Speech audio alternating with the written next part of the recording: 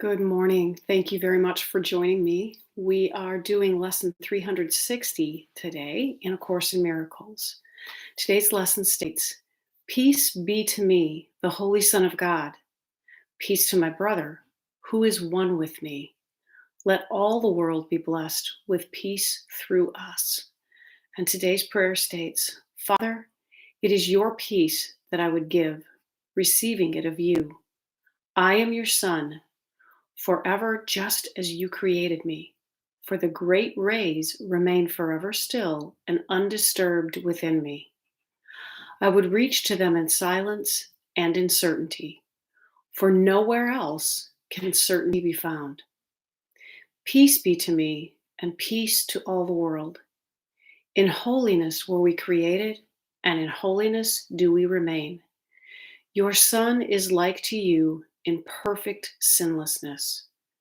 And with this thought, we gladly say, Amen. That is the end of lesson 360. Peace be to me, the Holy Son of God. Peace to my brother who is one with me. Let all the world be blessed with peace through us. When we think about the sun and the fact that the sun is always shining, it is always where it has always been, shining its light. Forever that huge ball of energy that feeds this world. It doesn't matter what it appears to be doing below the sun. We can have clouds and rain and storms. We can have volcanoes that erupt and cover and obscure the earth. And we can have so much unrest, but the sun remains and it continues to shine, and it is not affected by everything that seems to be going on in this world, by the storms of life here in this world. When we can remember that we are a part of that sonship, we will remember that the peace that we seek is already within us. It's inherently who we are.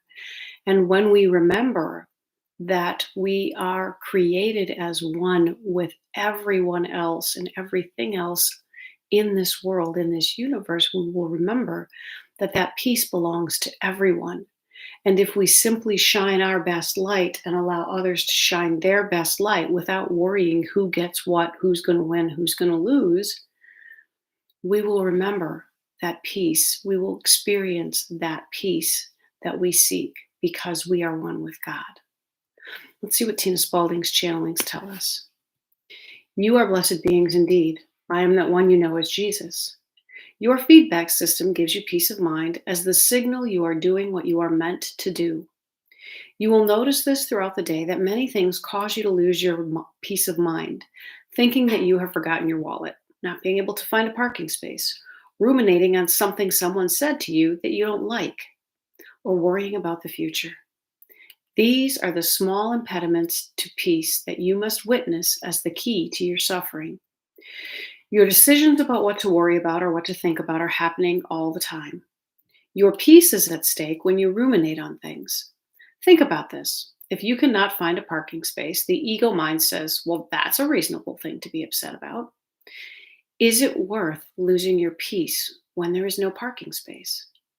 There is an acceptance of what is until there is a parking space, and the entire time between observing no parking space and finding a parking space can be heaven or hell. It's up to you.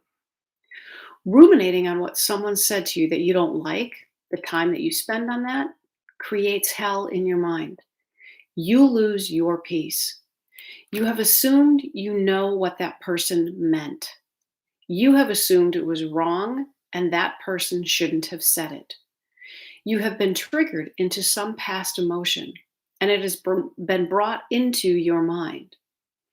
Now that being who said something you didn't like is in fact a gift to you, because the person brought up something in your mind from the past. Otherwise, you would not have reacted to it.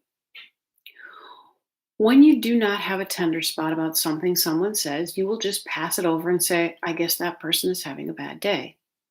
But if it pokes a tender spot in your psyche, then you have been given a gift. Instead of being in hell and judging the other, You could be in heaven and instead say, "Thank you for revealing something in your subconscious that you were not aware of."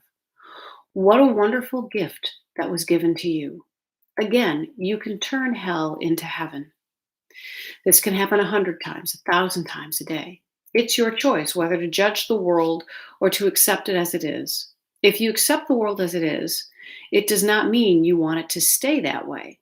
Rather, you understand that it is that way in that very moment, and if you look at it without judgment, you will see something that will help you. You will see something that will inspire you.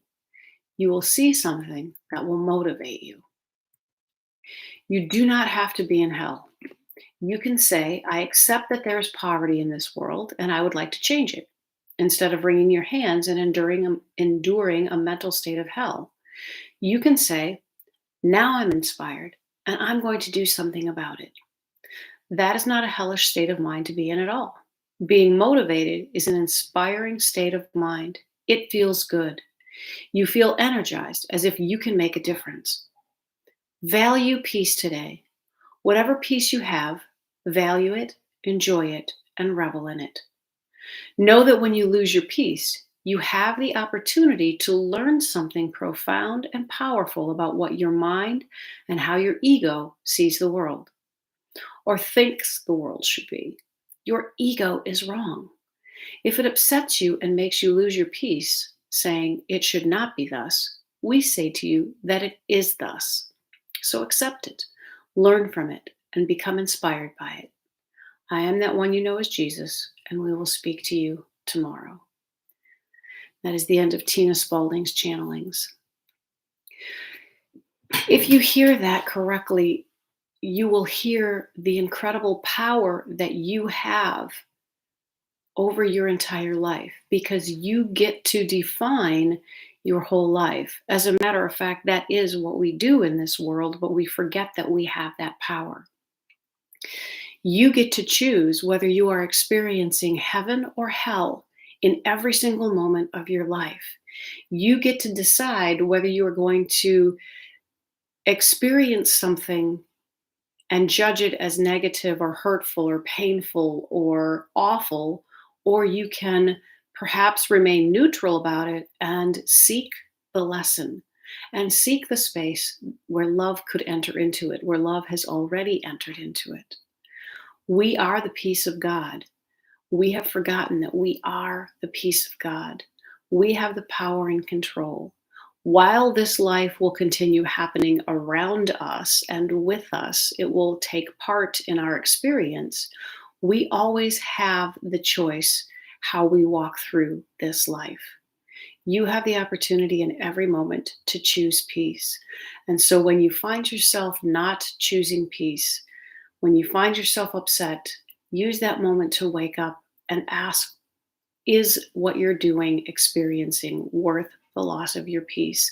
And if not, take that deep breath, pause, and rebalance yourself, reassociate yourself, recalibrate to that peace. I hope you have a tremendous day, and I'll talk to you again tomorrow. Bye-bye.